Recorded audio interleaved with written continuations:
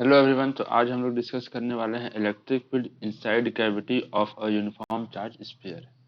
ठीक है, एक चार्ज स्फीयर है। ठीक है, इसके अंदर जो है वो कैविटी है। ठीक है, और उस पे हम लोग क्या निकालने वाले हैं, इलेक्ट्रिक फील्ड। तो इस कहाँ पे, वही कैविटी पे। तो मान लेते हैं कि ये पॉइंट पी है। ठीक है, और ये जो है वो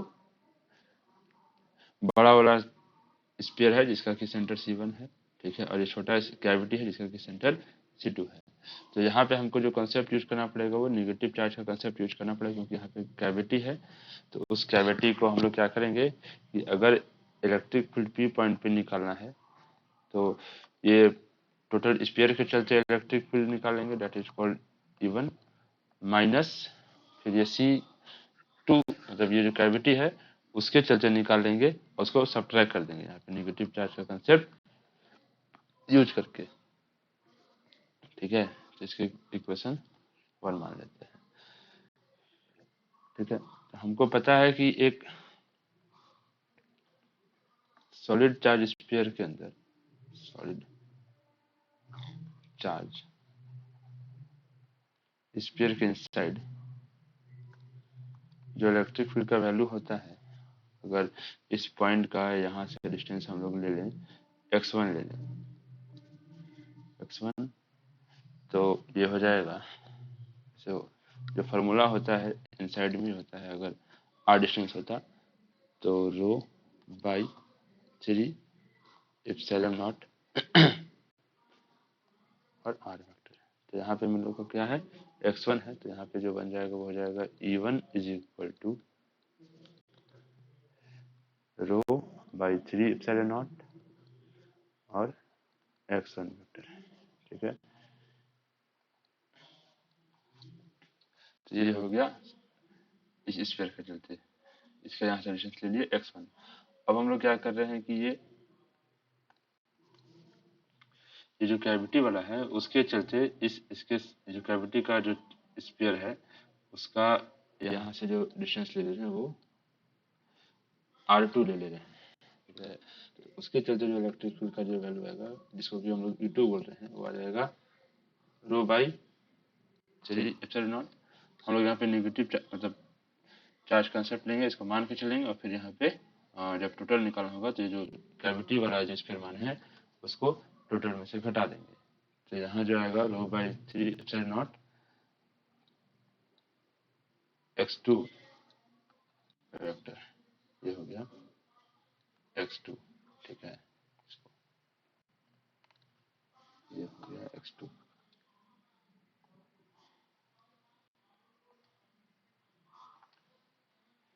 यहाँ पे जो सेंटर C2 है इसका डिस्टेंस ले लिए लोग x2। तो यहाँ पे जो बन जाएगा इलेक्ट्रिक फील्ड कैविटी वाले के चलते x2। ठीक है, अब E1 और E2 को क्या करेंगे, घटा देंगे यहाँ पे। तो जो बनेगा electric field at point P, जो कि नेट इलेक्ट्रिक फील्ड आएगा, वो आ जाएगा रो बाई 3 एप्सिलॉन नॉट, तो दोनों में कॉमन है तो बाहर निकाल लेते हैं। हो जाएगा x1 माइनस x2।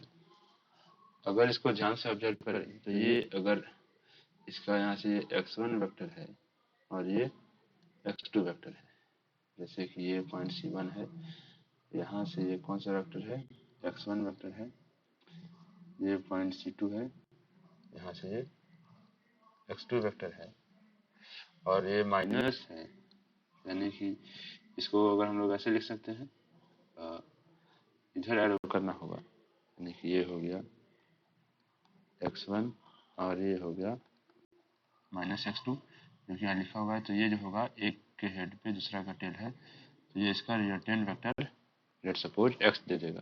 ठीक है, x वेक्टर दे देगा इसका रिजल्टेंट। तो इसको लिख सकते हैं हम लोग E is equal to rho by 3 epsilon naught x। ठीक है, जो कि क्या है, ये इसका सेंटर C1 से C2 का हो गया डिस्टेंस। तो इसको हम लोग लिख सकते हैं rho by 3 epsilon naught C1 C2 vector, ठीक है, ये आ गया।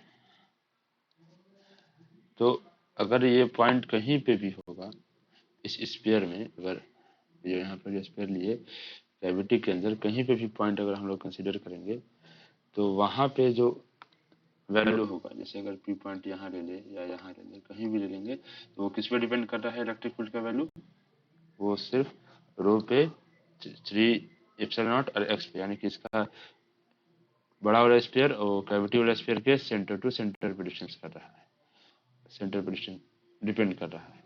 और ये सारा इलेक्ट्रिक फील्ड का भी डायरेक्शन किधर होगा, इधर होगा कैविटी के अंदर, ठीक है। सारा इलेक्ट्रिक फील्ड का जो डायरेक्शन होगा वो कैसे होगा, अंदर की तरफ होगा, तब एक ही डायरेक्शन की तरफ होगा।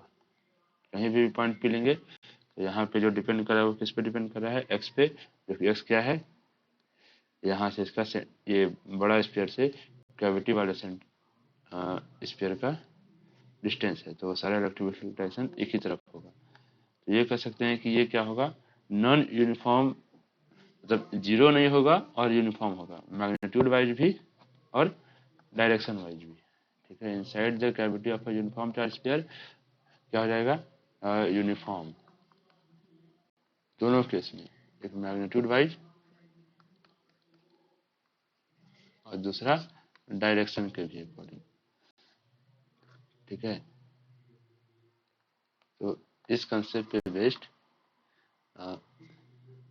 क्वेश्चन आया हुआ है कि फिगर इसी तरीके से बनाया हुआ था, और यहाँ पे हमको अंदर में पूछा था कि अंदर में जो क्या बोलते हैं चार्ज, इस अगर कोई पॉइंट पी लेंगे जो कि सॉलिड स्फीयर की कैविटी है, तो वहाँ पे क्या आएगा, तो जो वैल्यू उसमें ऑप्शन दिया था 0, ठीक है, नॉन यूनिफॉर्म, यूनिफॉर्म, ठीक है। तो वहाँ पे जो आंसर आया था uniform and non zero, zero भी नहीं है और यूनिफॉर्म भी है, ठीक है। तो ये PYQ में आया हुआ था, प्रीवियस क्वेश्चन है ये। Thank you.